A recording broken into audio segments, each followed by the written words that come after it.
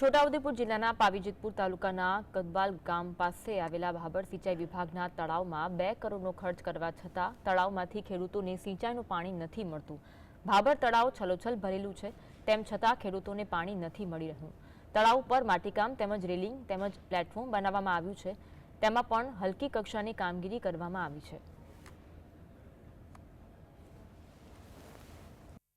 हमारे लाखों खर्चो कर्यो અને ખેતરોમાં પાણી નથી પડ્યું। કેનાલ રિપેર થઈ જાય તો અમારે સારું। કેનાલ લીક છે એટલે કઈ જતું રહે પાણી? પાણી ગટરમાં જતું રહે। કેનાલ રિપેર થઈ જાય તો અમારે પાણી સારું ચાલે। તો તેનાથી શું ફાયદો થાય તમને? કેનાલ રિપેર કરી દે એટલે અમારે ફાયદો થઈ જાય। કંઈ મને એટલું તો ખ્યાલ નહીં, પણ માટી કામ ડ્રેસિંગ કરવામાં એટલું ખ્યાલ છે। ડ્રેસિંગ કર્યું હોય માટીનું અને ઉપર પથરા કાઢી અને ફરી ફિટિંગ કર્યા અને માટી કામ કર્યું, બસ એ જ કામ છે। આ રેલિંગ બનાવી અને આ કૂવો નવું ભરાઈ કરીને પાઇપો નવી નાખી। કેનાલ તો બિલકુલ કેનાલની કપરી હાલત છે, કેનાલ તૂટેલી છે, એટલે પાણી ડેમ બનાવવાથી કોઈ ખેતરોને પાણી નહીં પહોંચતું, એટલે કેનાલ ખરેખર રિપેર થાય તો અમને ખેડૂતોને પાણી મળે।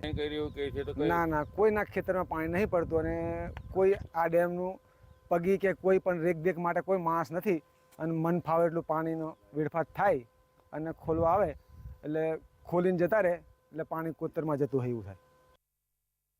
છોટાઉદેપુર જિલ્લાના કદવાલ ગામ પાસે ભાભર સિંચાઈ યોજનાનું તળાવ આવેલું છે। આનું સંચાલન છોટાઉદેપુર જિલ્લા પંચાયત સિંચાઈ વિભાગ કરે છે। કરોડો રૂપિયાના ખર્ચે તળાવ ડેવલપમેન્ટ માટે સરકારે ગ્રાન્ટ ફાળી। આપ તસવીરોમાં જોઈ રહ્યા છો જે કામગીરી કરવામાં આવી છે તેનો વરવો નમૂનો છે।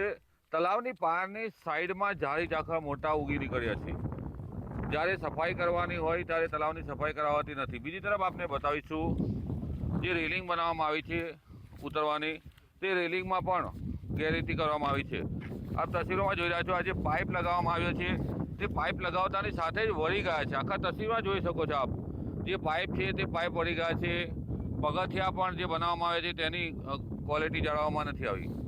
બીજી તરફ આપણે બતાવીશું કેનાલો જર્જરિત અવસ્થામાં છે, ત્યારે તળાવ બ્યુટિફિકેશનની કામગીરી કરવામાં આવી અને તેમાં કરોડો રૂપિયા ખર્ચ કરવામાં આવ્યો।